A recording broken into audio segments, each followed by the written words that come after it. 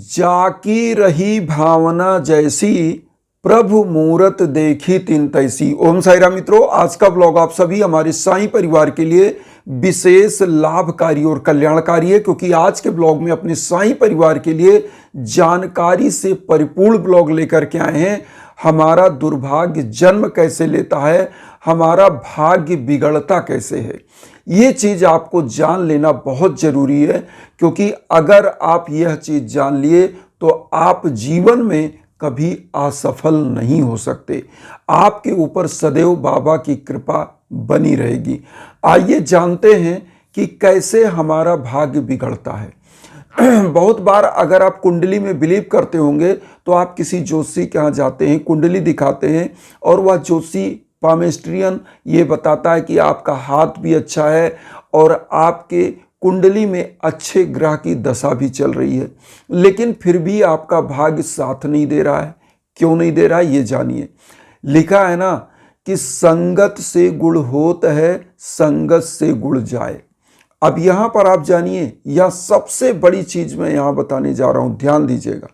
होता क्या है, कुछ लोग आपके जीवन में ऐसे आते हैं जो आपको आसमान की ऊंचाई तक पहुंचा देते हैं, लेकिन कुछ लोग ऐसे भी आते हैं जिनका संगत अगर आपने कर लिया तो आपका बना बनाया भाग्य चौपट हो जाता है, आपका बिजनेस, व्यापार, कैरियर चौपट हो जाता है। क्योंकि एक उदाहरण मैं आपको बताऊं, अभी एक बहुत ही बड़े परिवार का बच्चा जिसके लिए मैंने यज्ञाजन हवन भी किया, वो क्या हुआ कि ड्रग्स के एडिक्शन में आ गया। हुआ क्या कि वह बच्चा दारू, शराब, जितने प्रकार के व्यसन होते हैं वह करने लगा और पढ़ने में बहुत अच्छा, वो ब्रिलियंट स्कॉलर था।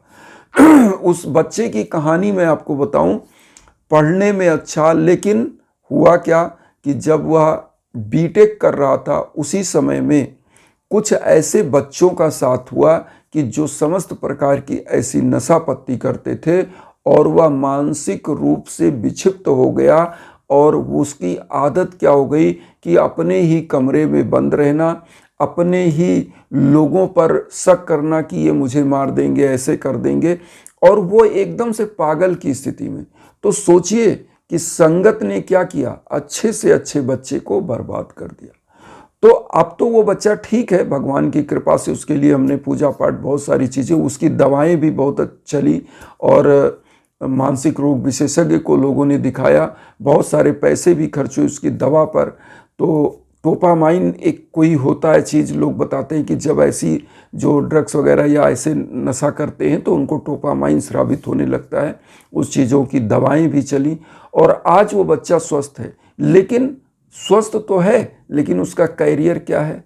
जो कैरियर एकदम पीक पे था, आप अच्छे जॉब में जा सकते थे, आज फिर से आपको जीरो से हीरो बनना है। तो ये चीज़ क्या हम बताना चाह रहे हैं कि संगत से गुण होता है, संगत से गुण जाए। तो ये दुर्भाग्य कहाँ आया? आपकी कुंडली अच्छी थी, आपके घर का माहौल अच्छा था, लेकिन दुर्भाग्य संगत से आ गया।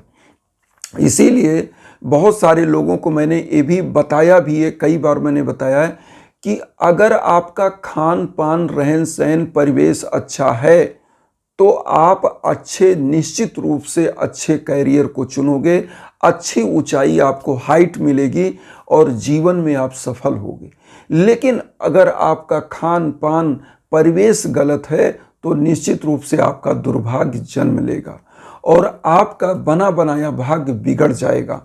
यहाँ पर मैं आपको बताऊं, कई बार क्या होता है ना, जो गलत लोग होते हैं उनकी जब संगत कर लेते हैं, उनके घर का भोजन आप करते हैं तो ऐसे उनके घर के दूषित परिवेश के कारण उस अन्न में नकारात्मक ऊर्जाएं वास करती हैं और वही अन्न जब आप ग्रहण कर रहे हो तो वो नकारात्मक ऊर्जाएं क्या करेंगी?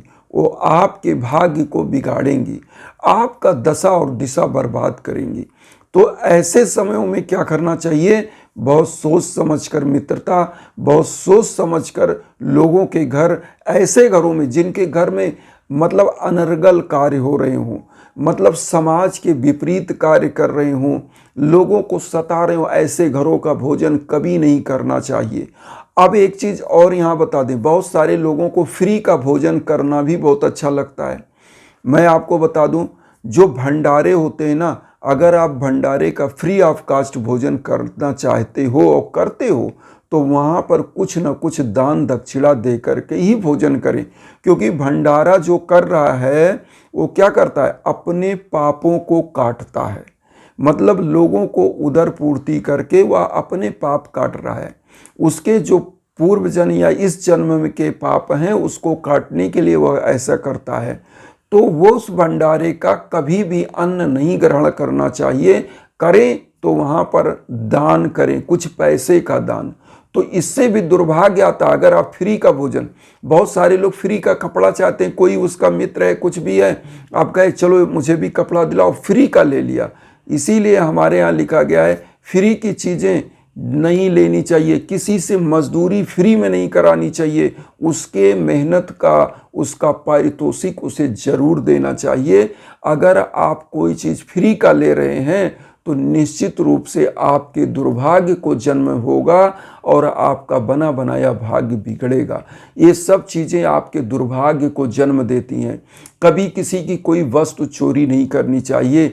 आप एक चीज़, चलिए आध्यात्म में क्या है, एक मैंने ऐसा ही कहानी पढ़ा कि एक कौन ऐसे ऋषि थे जो किसी के खेतों से जब गुजरते थे तो वो किसी के गेहूं तोड़ लेते थे तो उसको खा लेते थे, किसी का जो है धान का जो है बाली तोड़ लेते थे उसको खा लेते थे। बाद में उनको क्या हुआ, जब उनका पुनर्जन्म हुआ तो वो उसके घर बैल बन गए। मतलब उसके घर का जो है हल जोतने के लिए उनको काम में लगाया गया, क्योंकि आपने फ्री का खाया था। तो दुर्भाग्य क्या होगा, दुर्भाग्य इस जन्म को तो बिगाड़ेगी, अगले जन्म को भी बिगाड़ेगी। इसलिए ऐसे कोई भी कार्य नहीं होनी चाहिए, किसी का बेईमानी चोरी ठगी नहीं होनी चाहिए। ये सब क्या होता है, आपके दुर्भाग्य को जन्म देता है। अब यहाँ पर एक चीज़ और बताएं, दुर्भाग्य वहाँ भी जन्म लेता है जिसके घरों में पूजा पाठ नहीं होता है, अपने इष्ट देवताओं की कोई पूजा नहीं की जाती है, अपने पितरों की पूजा नहीं की जाती, उनके दुर्भाग्य जन्म लेते हैं। क्योंकि क्या होता है, जब पितृ नाराज होते तो पितृदोष नामक एक ऐसा दोष पैदा होता है जो आपके दुर्भाग्य को जन्म देता है। घर परिवार में रोग दोष कलेश विकार पैदा हो जाते हैं, लड़ाई झगड़े का माहौल। जिन घरों में पूजा नहीं होता, इष्ट देवों की पूजा नहीं होती, उन घर में दुर्भाग्य बैठ जाती है और पूरे घर का दुर्भाग्य जन्म ले लेता है। क्योंकि पूजा पाठ, मैं बार बार कहता हूँ कि अगर आपने भवन बनाया, आप वास्तुशास्त्री के यहाँ जाते हैं तो वास्तुशास्त्री क्या कहता है कि हमारा पूजा का कक्ष यहाँ होगा, किचन यहाँ होगा और बाथरूम यहाँ होगा, खिड़कियाँ यहाँ होंगी, दरवाजे इस दिशा में होंगे। वो क्यों बताता है, वो आपके घर की ऊर्जा को, कैसे वह ऊर्जा आपके घर को ऊर्जावान बनाए रखेगी, इसलिए उसकी दशा और दिशा को बताता है वास्तुशास्त्री। और इसीलिए हमारे घर में प्रथम चीज मंदिर, जब आप गृह प्रवेश करते हो तो क्या होता है, भगवान की आराधना और प्रार्थना करते हो कि इस घर में ऊर्जा बनी रहे।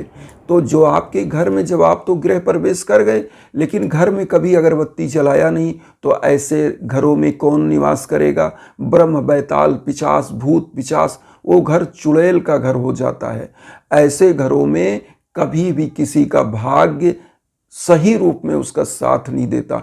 इसलिए क्या करना चाहिए, घरों में पूजा पाठ अक्सर होते रहने चाहिए, धूप दीप और भगवान की घंटी घड़ियाल शंख ये सब बजाने चाहिए। ऐसे क्या होता है, इससे आपके घर की निगेटिविटी दूर होती है। और एक चीज़ और बता दें, जब घर में किसी भी देवता की लीलाओं का गान होता है, जैसे हम साईं सचरित्र की बात करते हैं कि आपको साईं सचरित्र जरूर अपने घर में पाठ करना चाहिए। इससे क्या होता है, आपके घर का वातावरण पॉजिटिव होता है। तो ये चीज़ जरूर करें, इससे आपका दुर्भाग्य दूर होता है। और गुरुवार को एक काम करें, गुरुवार को किसी भी साईं मंदिर में जाएं। अगर आपका दुर्भाग्य चल रहा है तो आप क्या करें, बाबा को फूलों का माला अर्पित कराएं, वहाँ पर एक नारियल आप जरूर चढ़ाएं। नारियल होता है श्रीफल, और देखिए श्रीफल क्या होता है, आपके बधे हुए भाग्य को खोलती है और धन लक्ष्मी की देवी का रूप है श्रीफल। और साईं को अति प्रिय था यह फल, तो श्रीफल मतलब नारियल, आप ऐसा नारियल, जागृत नारियल जिसमें जल हो, जो मंदिरों में चढ़ाया जाता है वो नारियल लीजिए, चढ़वाइए। और उसके बाद साईं चालीसा, साईं बावनी 11 वचन जरूर आरती करिए बाबा की। ये प्रतिदिन आप करना स्टार्ट कर दीजिए। मैं कहता हूँ आपका बिगड़ा हुआ भाग्य संवर जाएगा। और यहाँ पर एक चीज़ और कहेंगे कि दान दक्षिणा जरूर करना चाहिए, क्योंकि हमारे हिंदू परंपरा में दशांश दान की बात कही गई है। और बहुत सारे ऐसे धर्म जिसमें 40-40 अंश का दान है, लेकिन हिंदू में 10 अंश का दान। तो हम ये नहीं कहते आप दशांश का भी नहीं कर सकते, लेकिन कुछ तो अंश दान करिए। आप जो कमाते हैं उसका कुछ अंश उसमें से निकाल के रख लीजिए। साल में एक बार भंडारा ही कर दीजिए, साल में एक बार गरीबों को वस्त्र दिला दीजिए, जो पढ़ने वाले गरीब बच्चे उनको किताबें दिला दीजिए। ये सब दुर्भाग्य दूर करने का सबसे बड़ा उपाय होता है। और इसीलिए लिखा गया, बाढ़ें पूत पिता के धर्मे, खेती उपजे अपने कर में। जब माता पिता और जो है उनके यज्ञ याजन हवन पूजन दान दक्षिणा करते हैं तो उनके पुत्र पुत्रियां निश्चित रूप से सफल होते हैं और आगे बढ़ते हैं। तो ये आपके लिए बहुत ही विशेष है। और एक चीज़ यहाँ पर और बताएं, जब दुर्भाग्य चल रहा हो घर परिवार में, शादी ब्याह में दिक्कत, संतान प्राप्ति में दिक्कत, लड़ाई झगड़े का माहौल, जॉब की प्रॉब्लम, तो ऐसे समय में यज्ञ याजन जरूर कराना चाहिए अपने नाम गोत्र पर संकल्प करा करके। क्योंकि ये क्या होती है, एक आदृश्य ऊर्जा होती है जो आपके कार्य को बनाती है। और ये जो आपके नाम गोत्र पर संकल्प होता है, यह मंत्रों की ऊर्जा होती है। उस पर मंत्र जप होता है, उसके बाद हवन होता है। तो होता क्या है कि आपके बिगड़े हुए कार्य भी बनने लगते हैं, आपके सौभाग्य का उदय होता है। आज आपको एक न्यूज़ देंगे, हमारे ऐसे ही एक परिवार हैं जो अमेरिका में कैलिफोर्निया के रहने वाले हैं, जिनके लिए मैंने यज्ञ किया था। उनकी बेटी को जॉब नहीं मिल रहा था, बहुत ही अच्छे कंपनी में, मल्टीनेशनल कंपनी में उनको जॉब मिला और उनकी स्टडी कंप्लीट हुई, जॉब हो गया, बहुत ही अच्छे। तो ये परिवार रहने वाला गुजरात का है और इन लोगों को जो अमेरिका में रहते हैं, परिवार का वहाँ कारोबार रेस्टोरेंट का था। इनके लिए लगातार पूजा पाठ तो होती रहती है और साईं के बहुत अनन्य भक्त हैं, तो उनको बहुत बहुत बधाई। आप सभी लोगों से यही कहेंगे कि अगर आपको भी कोई प्रॉब्लम है तो हमारे इंस्टाग्राम का लिंक है, उस पर कोई चीज़ समझ सकते हैं, पूछ सकते हैं।